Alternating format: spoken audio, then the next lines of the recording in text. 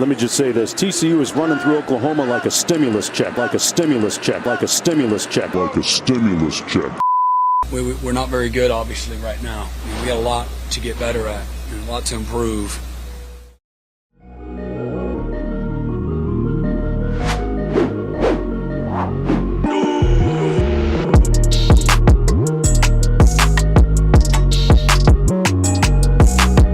What's going on, guys? Welcome to Texas Platinum, the last of the real water cooler talk shows on YouTube. Yes, that is our new tagline.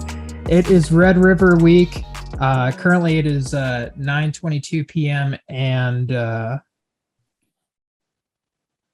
OU still sucks. There we go. OU still fucking sucks. I was waiting for one of y'all to fill in the blank.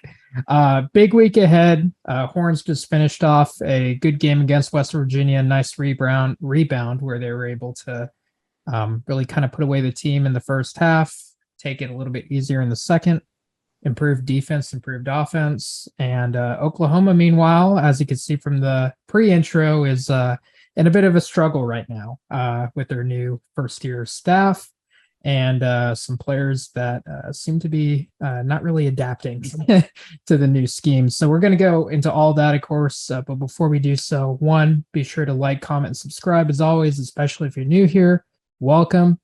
We try to do this every week during the season and, cover Texas games before they happen and recap them after the fact as well. So if that's something that you'd be into, make sure that you subscribe and follow along because we'll have a lot of that coming up down the road. Guys, let's talk first. We'll keep it a little bit briefer than we typically do, but there were a lot of key things that happened in the West Virginia game. Matt Myers, how about you kind of lead us off with your, I guess, kind of overall thoughts on the game last Saturday in Austin? Right. So first of all, shout out to Steve Sarkisian. I think he was watching the show and other Texas Longhorn podcasts because we were all asking him to open it up, throw away the Wildcat, pass more, and basically just get more creative, go back to being Steve Sarkisian. And he did that on Saturday. That was the old Steve Sarkisian offense. No limitations for Hudson Card. Hudson Card was taking shots downfield, and then it paid dividends. I mean, our offense looked way more dynamic. Xavier Worthy returned to freshman season form and right on schedule because he's got OU next week. And, he put up those numbers last year against OU. So good to see him back. But honestly, the team played so well. It was a stress-free game, which doesn't really happen often as a Texas Longhorn fan, especially in like Big 12 play. The fact that we beat a team that we're supposed to beat and jumped on them early and didn't blow the game. I know we could have played better than the second half, but I mean, we held on to that lead and they didn't get back into the game. So we played good enough in the second half to just protect the win. But overall, I was very happy with the way we played both offensively and defensively. Hudson Card put up great numbers. He's still missing throws that he should be making, but I mean, it's hard to complain when he's putting up numbers like he is. So as for a backup quarterback, you got to give him some props. He's playing great football. And the O-line needs to improve a little bit in the run block still, but Bijan is great. And Jalen Ford, shout out Jalen Ford, 14 tackles, 0 missed tackles. That guy with DeMarvion, that's a very good dynamic tandem at linebacker in the Big 12. So I will say, though, I still don't understand the defensive substitutions. The third series of the game, they pulled out Ford and Overshone and brought in like Jet Bush and Diamante Tucker Dorsey and a bunch of other backups. And I don't know why we just throw the twos in so early in the game when we're still trying to establish a lead and establish tendencies. So I wish that we would play our top players more snaps on defense. But it ended up not being a problem for us. But in a game against a better team like Oklahoma State or Kansas State on the road, I feel like we need to prioritize those guys more so than the second string defense on the third series. So overall, great game. Very good look on Sark. It shows that Sark's very humble, unlike Jimbo Fisher. He looks in the mirror and makes the adjustments he needs to make. Not very prideful at all, which is awesome as a head coach. That's rare, honestly. These coaches are full of egos. So good to see Sark's making the right adjustments, and hopefully He continues to do that with OU this week. So I would say 10 out of 10. Good job, Sark. Good job, Texas. Got that bounce back win, and now it's on to the Sooners. Yeah. First off, I think I jinxed CJ Donaldson. He got hurt that game.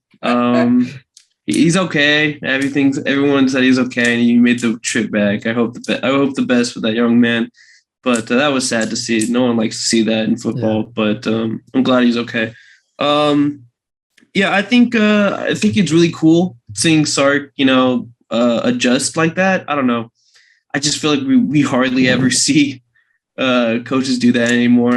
And he went with things that worked. And I don't know, it sounds simple, but I guess when you have a system like that and you're at the highest level, sometimes you feel like you don't need to adjust because, you made it. But like, that's really cool to see. And man, was it so nice to see Jatavian get play again, man? Because he's just so special at the tight end position. So special. To have that kind of size and movement is that's next level stuff right there. And I'm glad we have him. And I'm glad we finally have plays that we can use him on. I think so. I shared this tweet with the boys basically, and it's pretty simple. But we rank first in rushing yards. Or rushing yards in the Big 12. However, we rank last in like run blocking. That those two things shouldn't go hand in hand at all. And it kind of mirrors what we've been saying this whole time. Like, yeah, man, we cannot get push off the ball, but you know what? We have two amazing next level backs back there that really cover up some bad spots for us and the youth of it too. I'm gonna miss these two guys when they eventually move on, just because they just make us look better than we are sometimes. Overall, though, I'm really glad. Of course I'm glad, but I'm very happy that we had the performance that we did. Losing like that in Tech. I don't know. I've seen better teams fold. And I'm glad we didn't. And it also makes me start to think like how close we are to being 4-0, man. Like we were right there. We're right there. I'm tired of doing this whole win one, lose one, win one, lose one. Like I want us to get it on a streak going. And obviously that comes with being healthy. So hopefully that's very soon. But yeah, I really want us to get rolling because we're a better team than our record says. We really are. I think we're a better team too from last year. There's a lot of growth there. I think mentally we're stronger, and I think executing we're doing a better job at doing that. I want to highlight. You already said Jalen Ford, but I want to highlight DeMarvion Overshown. He's something special. If you watch his highlights. From the plays he was making, man, can he close a gap really, really, really fast? Like, he's come a long way from being that safety hybrid linebacker, Cam Chancellor type player, and now he's full on linebacker, and it's really nice. It also got me thinking how much we need to recruit on the defensive side of the ball, because once he's gone, man, it's like, damn, we can't just keep holding on to like these single studs like ranking a defense. Because without him, things get. You remove him, things get kind of rough. So we need to shore up that in recruiting. But I'm also glad there was no like major hiccups in this game. I mean, yeah, Card missed a few deep balls, but like, hey, he also made some great plays as well. So I'm glad that we're playing very clean, complimentary football. And that also, one last thing I want to touch on.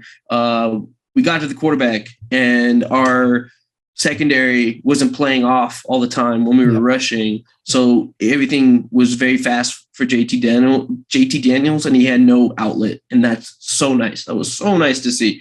And I just think that goes back to what we were saying, how coaches actually adjust. And that was perfect. And we did that and we won. So that's my thoughts. Yeah.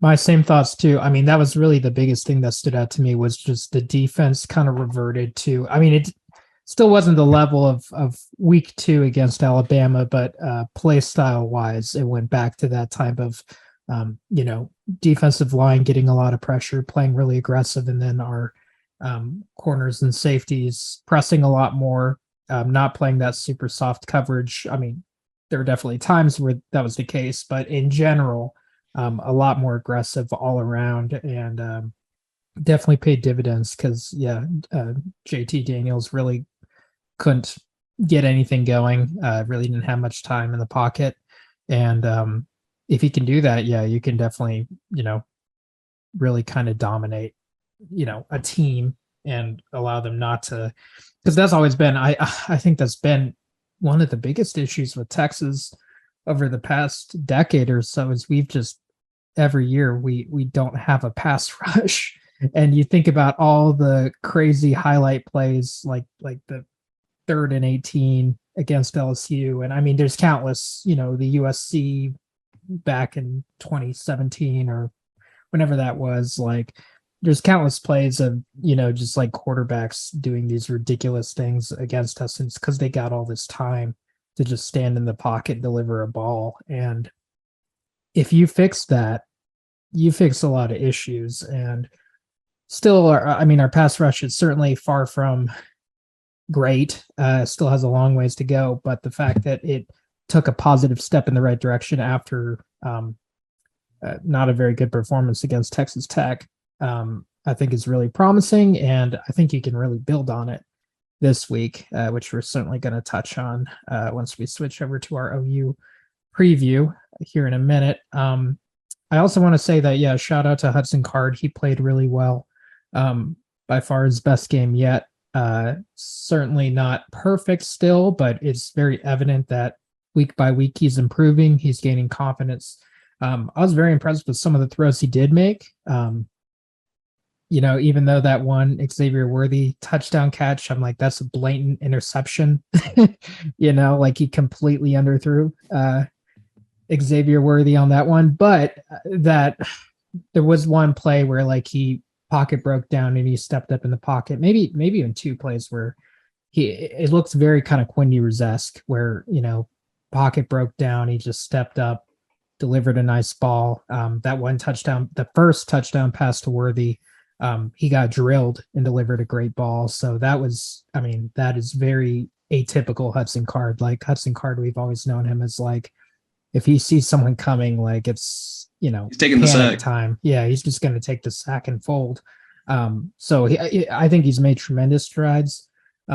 Obviously, we're going to touch on the quarterback situation for both teams here in a bit, but it made me a lot more confident about, regardless of who starts on Texas's end, I think we're going to be more than okay. Being that Hudson Card has made such great progress, especially over this past game.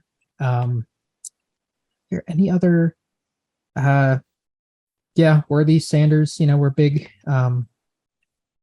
highlights. And the last I guess point that I want to touch on with this game is like our run blocking still isn't good, and I almost think that like at this point we just got to go away from running the ball up the middle, because I don't think it's a fixable thing anymore. I really don't. No. I think that's something you got to address in the off season with conditioning. I don't know if our guards are a final product yet. Maybe you need different players on the inside. I don't know what it is. I mean, our tackles have continued to impress me. I mean, I guess this game we had a little bit of hiccups, with Calvin Banks, but nonetheless, our tackle play has been great overall this season. But inside line has just not, we can't run block at all. And we continue to try to do that because we have Bijan, we have Roshan, we have really talented guys, but it's almost frustrating because like,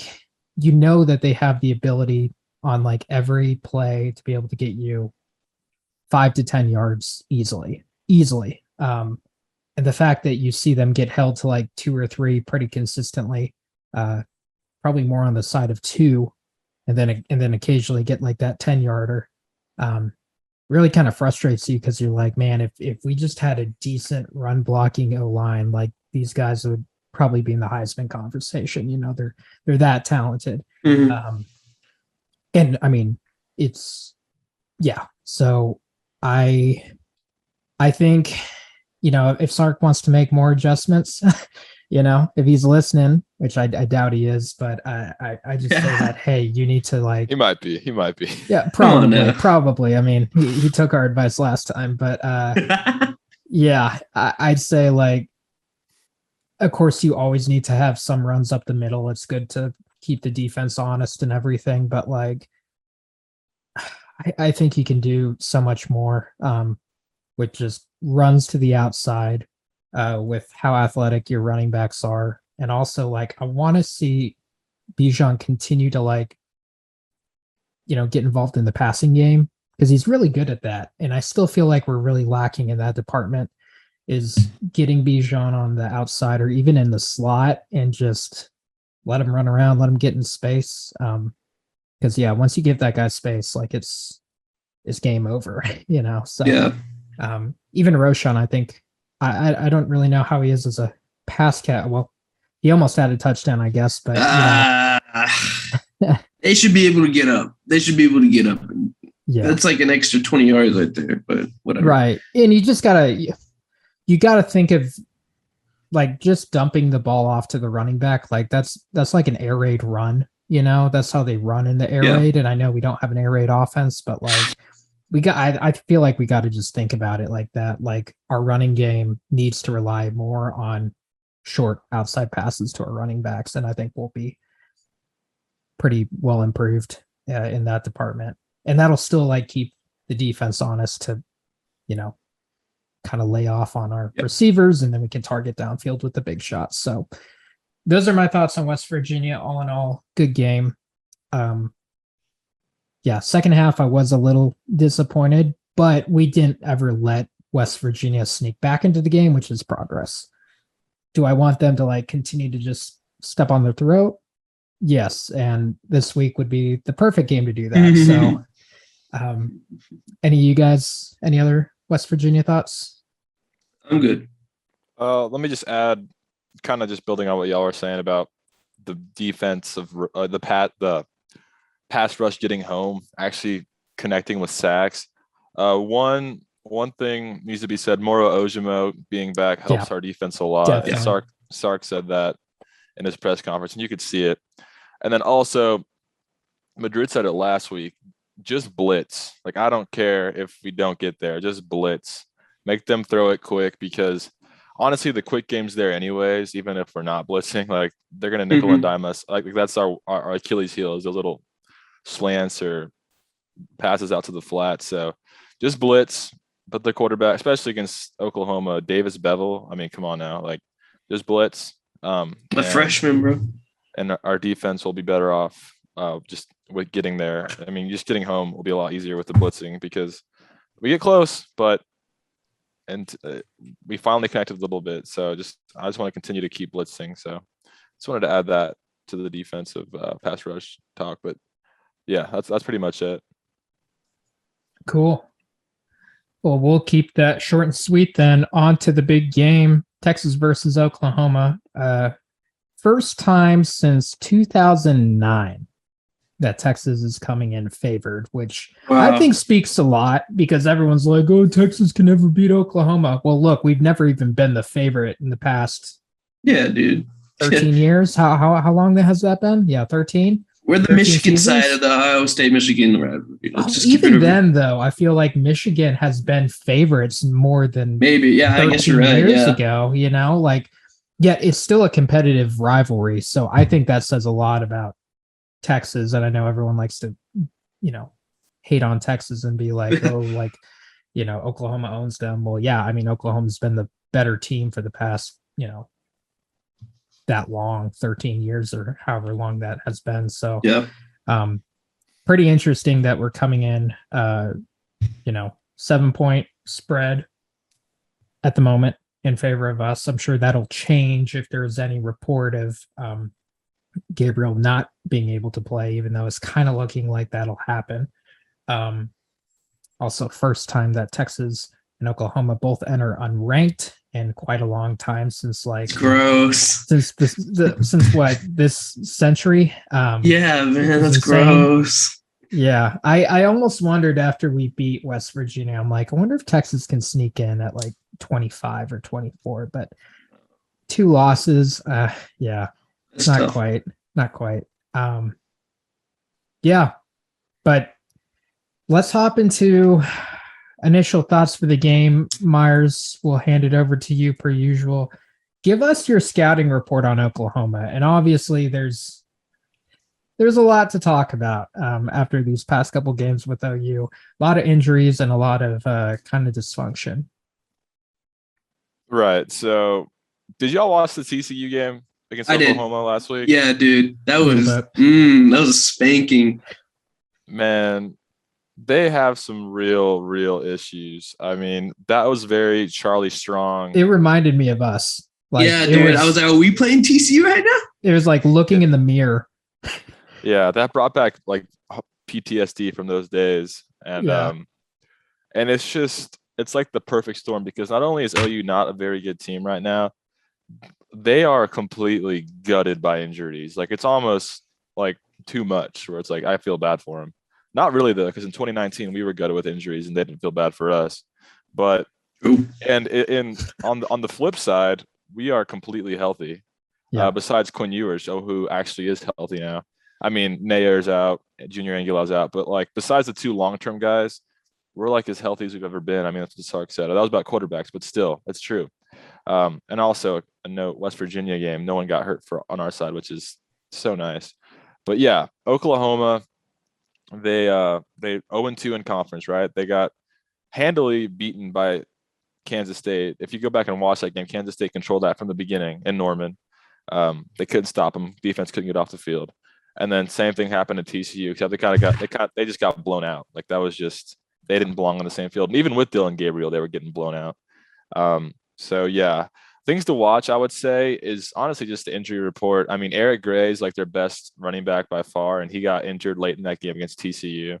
So I don't know if he's going to be playing or not. And same with Billy Bowman Jr. He's probably their best player on defense. He got hurt against TCU. I don't know if he's going to play or not. So definitely keep an eye on those 2 guys. Marvin Mims is kind of having a bounce back year after having that sophomore slump. He's looked good. Right. So he's a guy that can make us pay if we give him space, those little outs or quick slants. Like, he's a guy that can take those to the house. The or question just catch is 50-50 balls in the middle of nowhere, 50 yards down the field. Yeah, with just a toe in the quarter of the end zone.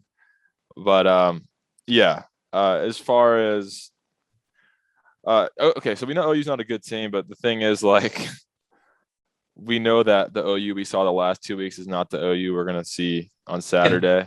Yeah. Because I mean, it's the Red River Showdown. I mean, that game brings out things in teams that you don't see before that game. Like, I mean, think back to the Charlie Strong teams. I mean, literally with Charlie Strong, we got blown out in Fort Worth like 55-7. Yeah, I was gonna bring that up, dude. Yeah, we look like ass before that week, dude.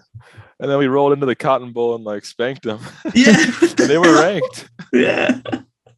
So like, these games take on their own life of their own. And with that said, though, Davis Bevel was a horrible quarterback.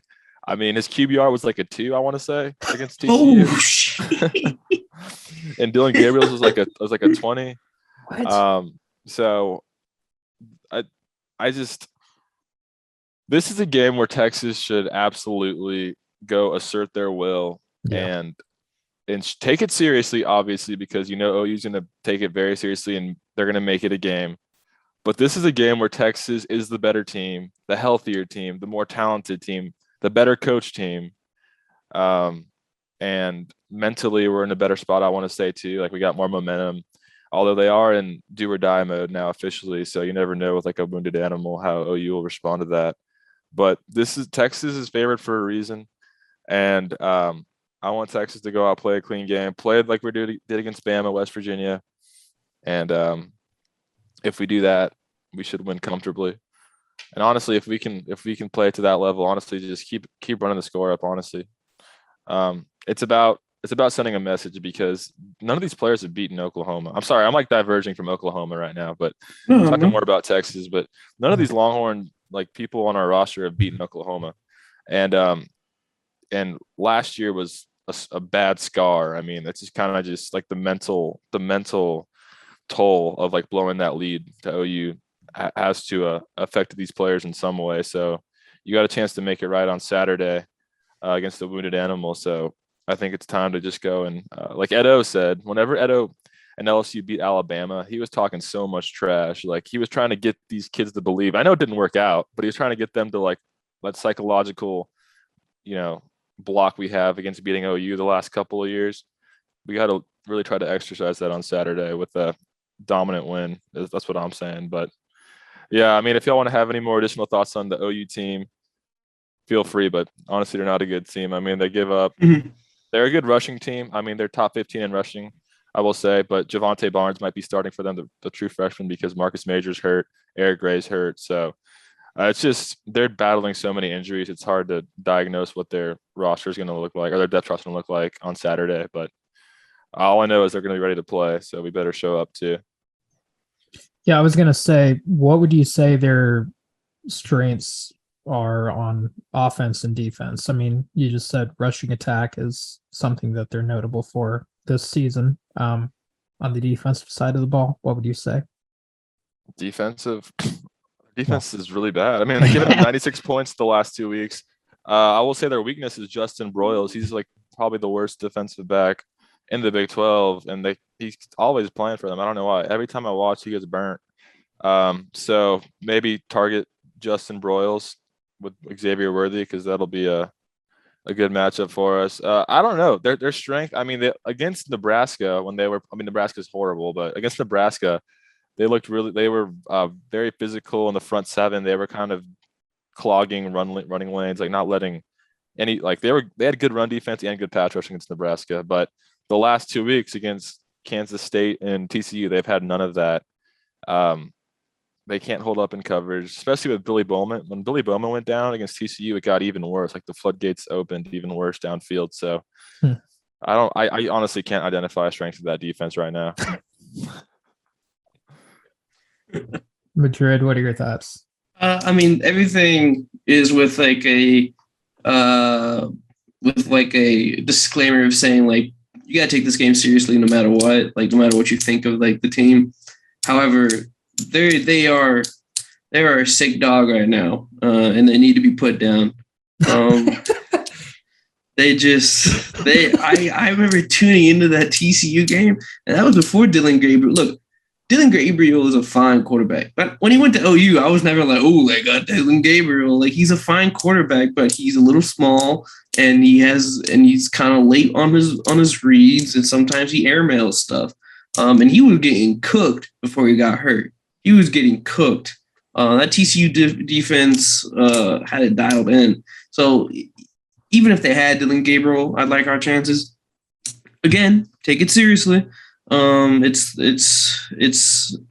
OU, but I think we all kind of expected this a little bit, and I think OU fans probably expected it to a degree too. Look, you lost Lincoln Riley, you lost Caleb Williams, like you lost the teeth of OU, and then you bring in Brent Venables, who is a good coach. I think he's a good defensive coach, but OU is not a good defensive team with the roster he had.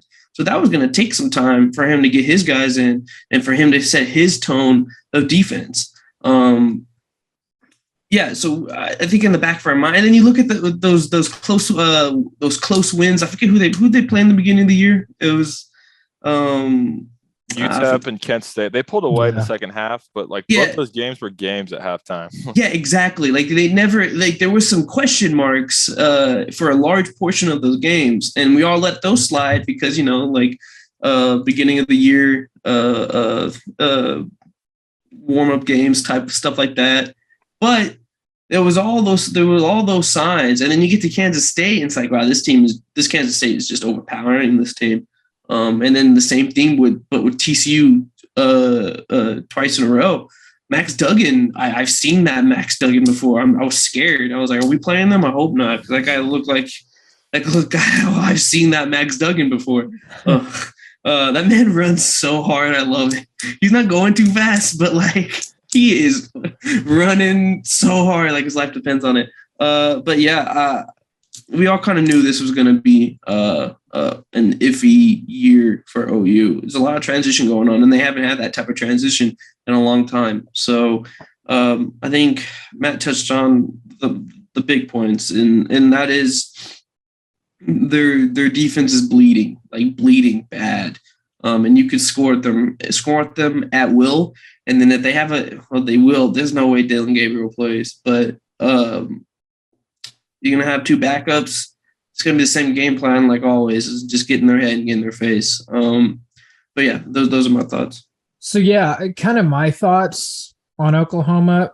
One, and we did kind of in a roundabout way, I feel like kind of touch on this, but Texas fans are always being called arrogant and pompous and everything. I'm sorry, but Oklahoma, you guys have like maybe taken that prize away from us, because all off season and all season is you've been putting all your problems on Lincoln Riley, and guess what? They still exist. and look, like we understand. Like we went through like 4 different coaches in the past decade or so, and every time that a new coach has come in, guess what? It typically doesn't work great in year one. Unlike Lincoln Riley or even like a Bob Stoops, like you guys have gotten exceptionally lucky. So I just want to say, like, from a friend to a friend, a rival to a rival, if there's any Oklahoma fans watching this, like, welcome to the real world. It's not always going to be super easy. And I'm sure, like, and that's not me saying that Venables isn't going to have Oklahoma rolling, because they've done surprisingly well recruiting. I mean, you had that big miss. I won't even bring up his name because I'm sure it's a little fresh for you guys, but you guys haven't been awful. And I do think that I don't know. It's too early for me to say that Venables is going to be an absolute failure, but I think the fact that you're getting a little bit of like, you're finally facing some growing pains, I think is healthy. And I think that as much as that probably doesn't sit very well with you guys at the moment, Oklahoma fans, welcome to what we have undergone, the hell we have lived in. Welcome, brother. So I just want to say that and relax a little bit. Like it's y'all's first year. With that said, like we're excited to hopefully exploit that.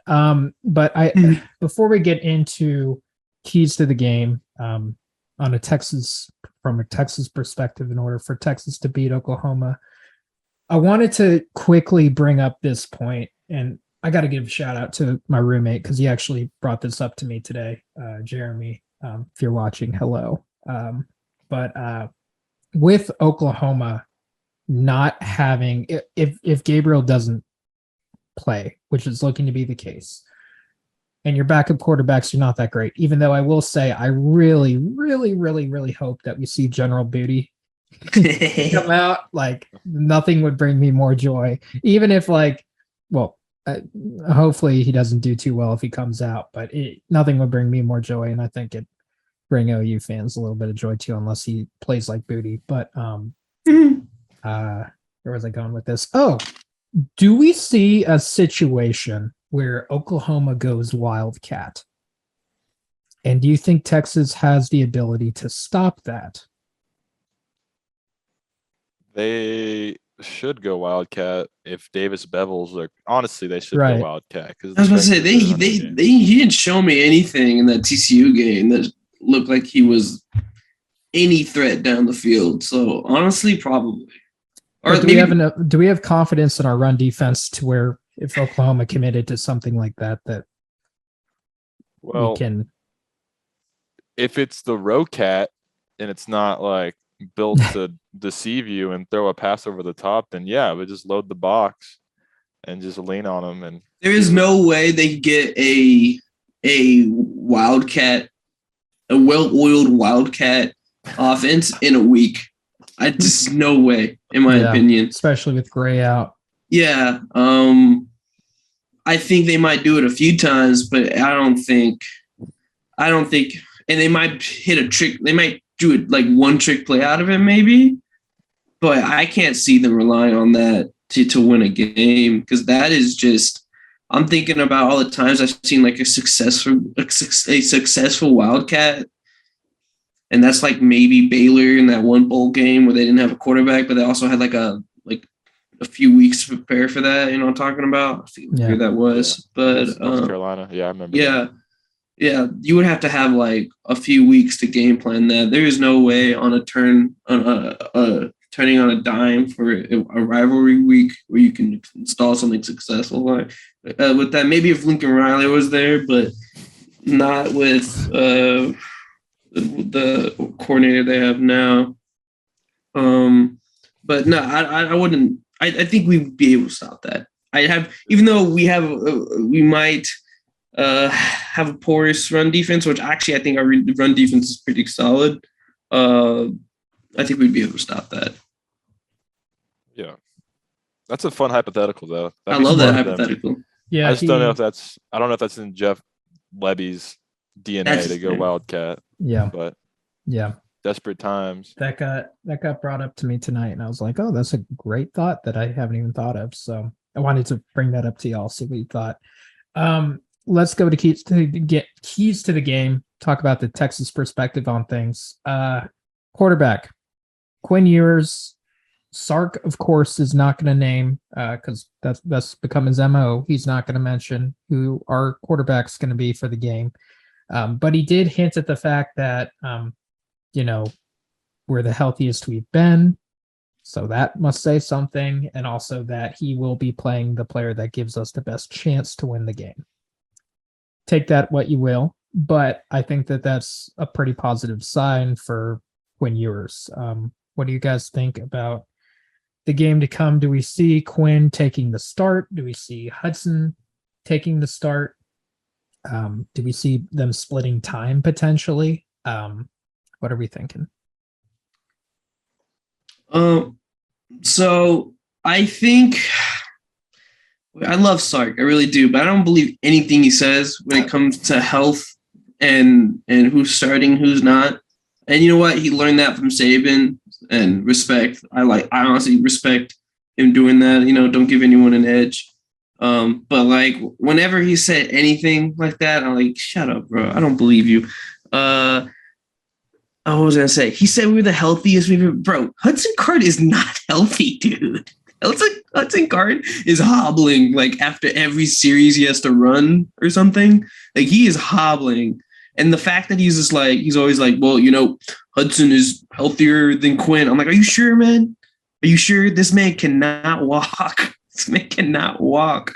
So maybe now it's maybe because I remember before last game, what was it? West Virginia? Yeah, it was West. Yeah, I think it was West Virginia. That report was like Hudson right before the game. Or a day before the game, the night before the game. It's like Hudson Card will start. And in the report, it said Quinn Ewers is expected to start OU. I don't even know I don't know where that information came from. Maybe that's true. I want him to start, and I think he will. Because I think we're getting to the point where it's like, all right, now we're risking Hudson, like as much as he wants to say he's healthy, I do not believe Hudson's ankle is healthy, and that thing probably needs some rest. We probably are pushing Hudson to his limit. And then assume, and I feel like we're reaching that limit pretty soon, if not right now. And then like that was just enough time for Quinn to get healthy in like 3 weeks, 2 weeks or so. And I think we'll make that transition to Quinn. I think if we really want to stomp them, we need Quinn. So. Yeah, Madrid said it earlier today in the group text. He says, "If not now, when?" I mean, Quinn Ewers was throwing dimes in pregame. He looks good. He's been suiting up the last 3 weeks. He's been fully practicing from everything you hear and read. So I don't know what I guess they circled this date. And Quinn's a Dallas kid. Like he wants to go play in this game. He's a competitor. He's been wanting to play since Bama apparently. So he's going to play, and it's going to be, the question is he going to be rusty like he was against ULM, or is he going to come out just on fire like he did against Alabama in a big game setting? And he's always been historically good in big games. Like he's a gamer, he's a gunslinger. So hopefully that continues on Saturday. But yeah, it's going to be the Quinn Ewers show. And man, there's a lot of meat on the bone to go and put up a lot of points against that defense with Quinn Ewers, Xavier Worthy, Jatavion, Jordan Whittington, Bijan. So I think this is a good game. As crazy as it sounds, I think OU is a good way to ease Quinn Ewers back into being comfortable under center. Agreed. Let's continue keys to the game. Myers, let me toss it back to you. What do you think are some of the big, outside of having Quinn start, are some of the biggest, keys to victory for Texas? Well, I said it earlier, we need to blitz a lot. I mean, whenever we blitz, good things happen. And press, I mean, Sark said it in his post game, or maybe it was his press conference today, that they pressed a lot and it paid dividends in getting pressure, getting home, and just getting off the field. So I think obviously pressing on defense, getting home with more Ojimo or blitzes, things like that will be huge, especially against like Davis Bevel. I feel like it'll be really easy to rattle him. He does not strike me as Caleb Williams. But yeah, and then offensively, there's just, if you go back and watch that TCU game, I mean, both the pass and the run were open, especially the run. I mean, if you listen to OU fans, they're the ones saying that Bijan's going to put up 550 yards on this Oklahoma defense. So I think the OU run defense might be a little worse than the OU pass defense, neither of which have been good. So I think just running Bijan a lot, not down the middle necessarily, because like Trevor said, we've had issues with Jake Majors and Hayden Connor and Cole Hudson moving people in the middle. But, the outside zone should be all day. Like that should be just easy money behind Kelvin Banks or Christian Jones, getting Bijan in space. And then obviously you got to target Xavier Worthy. I mean, good things happen when you throw him the ball, especially with Quinn Ewers now.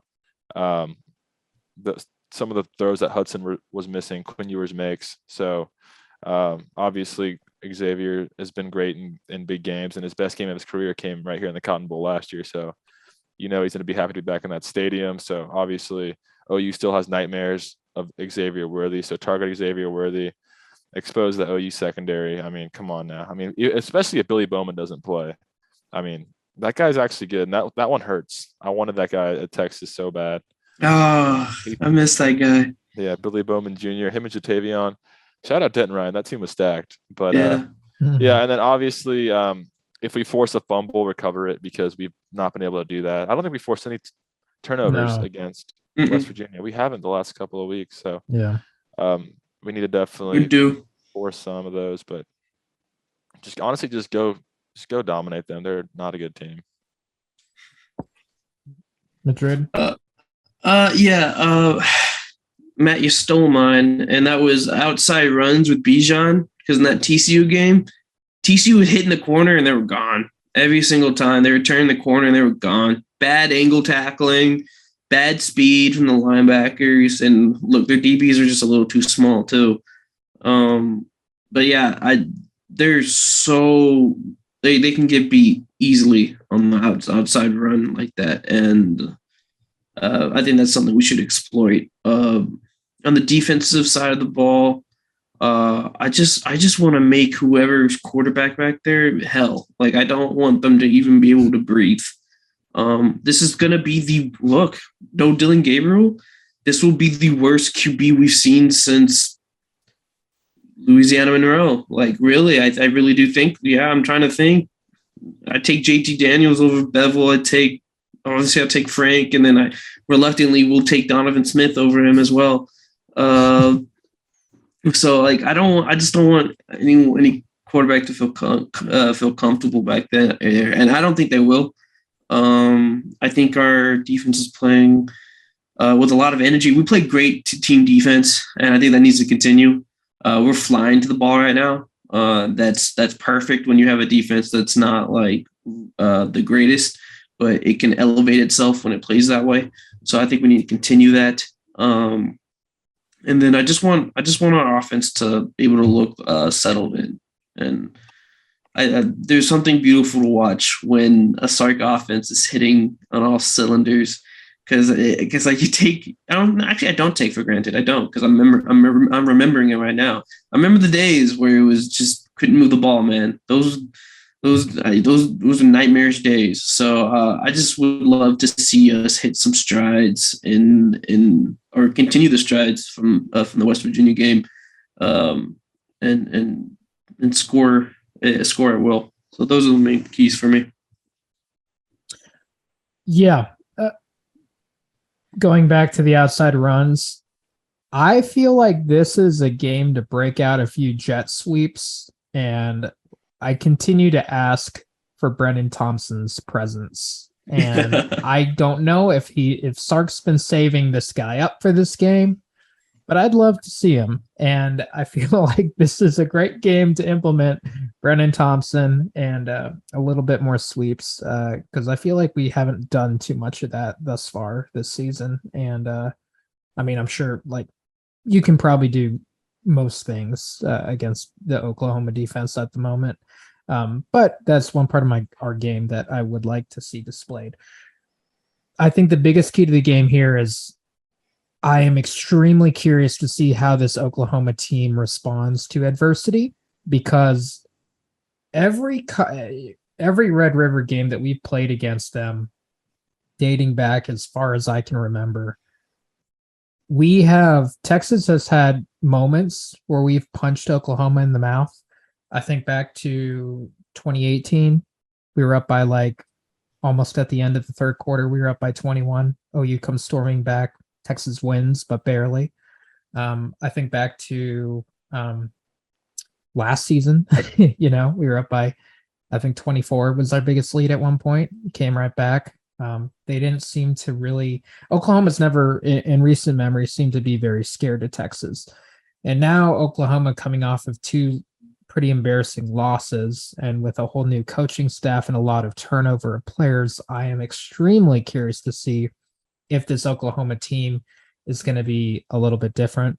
That's the wrinkle, right? Yeah. I think this is the biggest key to the game is how's Oklahoma going to respond? Because that Sark's going to have a great opening script. I can see Texas taking an early lead because we typically do. That's kind of our formula. But Texas has been very bad on the road. This is basically a road game. Very much so. And we're also very bad at holding on to leads. West Virginia was a good step in the right direction, but still wasn't perfect in my opinion. And that's going to be the biggest thing is like, will Oklahoma rebound, or are they going to be a team given the recent adversity, given all the turnover? I don't know what their leadership is like on their team right now. Will they just fold if we punch them really hard in the mouth at the beginning of the game? That'd be great to see because we've done that. Texas has done that. You think to all those, beyond the decade, you think to the early 2000s and then, the years after, Texas kind of had their falling off where there were at least 4, maybe even 5 games where Oklahoma just dismantled Texas, just punched them in the mouth at the beginning of the game and Texas completely folded. Oklahoma's never done that I can recall, at least not in recent history. And I'm curious if, this weekend is the start of something like that. It'd be great, refreshing as a Texas fan, because again, we've been on the other side of that. But yeah, I'm fascinated to see how Oklahoma deals with all this. Is this a dysfunction type of thing where we're looking at a team that's about to just completely fall apart, hit rock bottom, and there's a mutiny? Or is this a team that's going to rally for the coach a la 2015 Texas, 1-4 going into the game? Charlie Strong leaves being carried off the field. Like, I don't know. I don't know what to expect. And that's the beauty of this game. That's the beauty of the Red River shootout, showdown, rivalry, whatever you want to call it. So look for that. And we won't know the answer to that until after the game. So any other final thoughts before we go into score predictions? Yeah, I just wanted to add a little wrinkle. Look, I can't remember the last time I saw an OU team get demolished like that in Fort Worth. Can you? When was the last time they lost that? Or no, in general, like when's the last time can you remember them getting killed like that? Absolutely. They had one bad year with Bob Stoops. I think it was Landry Jones, like 2011. But it was just like a 1-7-5 year, and that was it. I do remember one year they played Clemson in the Orange Bowl, and they got had to hire Lincoln Riley after. Yeah. That's the last time I can really remember them. That was the Orange Bowl. LSU, I guess. 2019 LSU, but I mean, I'm not even talking. Yeah, exclude postseason, like straight regular season, like dominating, like them getting dominated. I personally, I've never seen it. Against who? 2020, I think they also lost. It was Kansas State 2020. I think 2020 Oklahoma came in off of 2 losses as well. But they'd have to double check run off the field and I'm talking about run off the field. Sure. Yeah, like they shouldn't even be a football team type score. What I'm getting at is I've never seen them like that before. And that is something very interesting to me. Because look, I know how that OU fans, I know how that feels like. I know it's like, man, we look helpless out there. Like we cannot do anything at a competent level. Look, man, like I said before, they got a new coach in there. We got a new coach in there. What if okay, I'm not trying to jinx this, but what if this is a flip, bro? What if this is a flip of the teams? And I'm just saying, changing of the tides, yeah, the changing of the tide a little bit. Look, Lincoln Riley is not there anymore. They don't have that offensive genius over there. Like it's not this. Look, they're always going to recruit well, and it's always going to be OU. I'm not trying to take away from that. I'm just saying the good times got to end sometime. You know what I mean? And it ended for us. And we had to claw back, and still are clawing back. This football stuff isn't ever given, man. Look at what happened to Alabama, but Alabama still has its infrastructure. It might be happening to OU.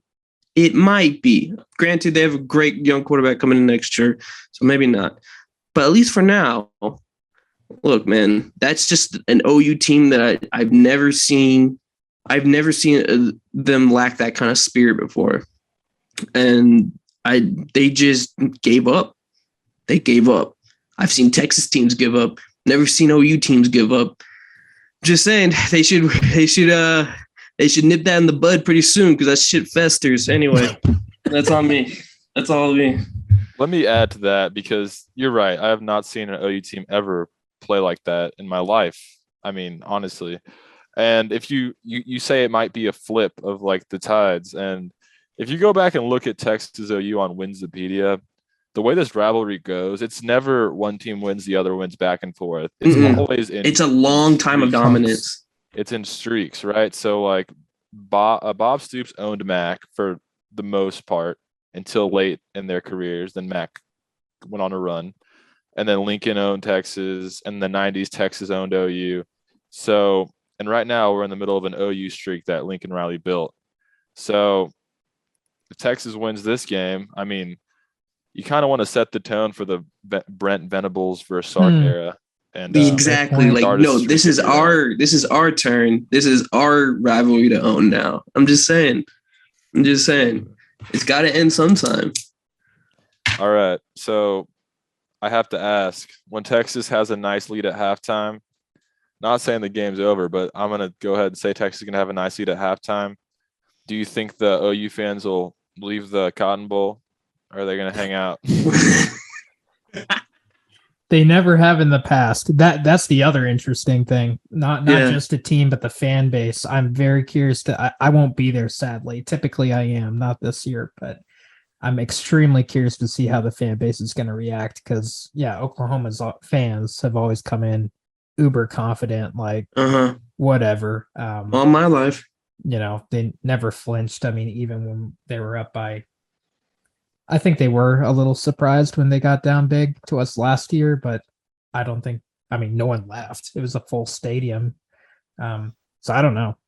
I really have no idea. They have good fans, but go look at StubHub right now, and the Texas side tickets are way more expensive than the OU side. So I think they have a feeling that Saturday it's not going to work out well for them. But we say that like on paper, Texas should win this game, but you never know what's actually going to happen. So I'm sure they'll be ready. The fans will be there, and it'll be electric, and they'll score some points at some point. They'll scare us at some point. We might end up losing the game. So I sound confident, but No, I think it's kind of funny. I'm glad you brought up the fans. Isn't it crazy how it's really college football? NFL, there's so many levels of separation between fans and teams, but with college football, there isn't.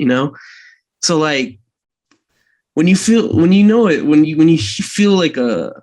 because I don't know if you noticed, but you could tell OU fans. Look at the ticket things, the little small things. It's like, oh, they're not real confident, like that they should even be there to watch this game.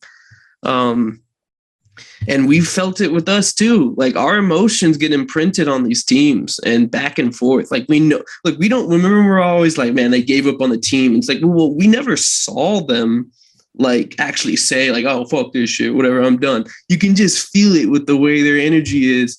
And it goes both ways with fans. And I think them being apprehensive, to say the least, is also something that surprises me. And will probably seep into that team as well. So I think that's also an interesting thing to see play out in the future. Score predictions. What are we thinking? Myers? all right. So I expect Texas to win. I'll say that. The score I put down was 52-35 Texas. So I expect it to be kind of a game where Texas gets out early, throwing bombs with Quinn Ewers to Xavier Worthy. Ajay Hall makes his first reception, I want to say, in this game. We run all over him. But I want to say that OU fights and keeps this game like a game. Like we get a lead, then OU crawls back in it, and it's like a 7-point game going into the fourth quarter. And OU has momentum and life. But then at the end, Texas pulls away and wins 52-35. So I have it a high-scoring game, obviously hitting the over, and I have Texas covering. But that's my prediction.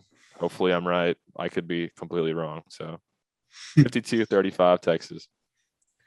So I don't know if you guys remember, but I always have this thing where like I feel like I always pick us and then we lose, and I don't pick us and then we win.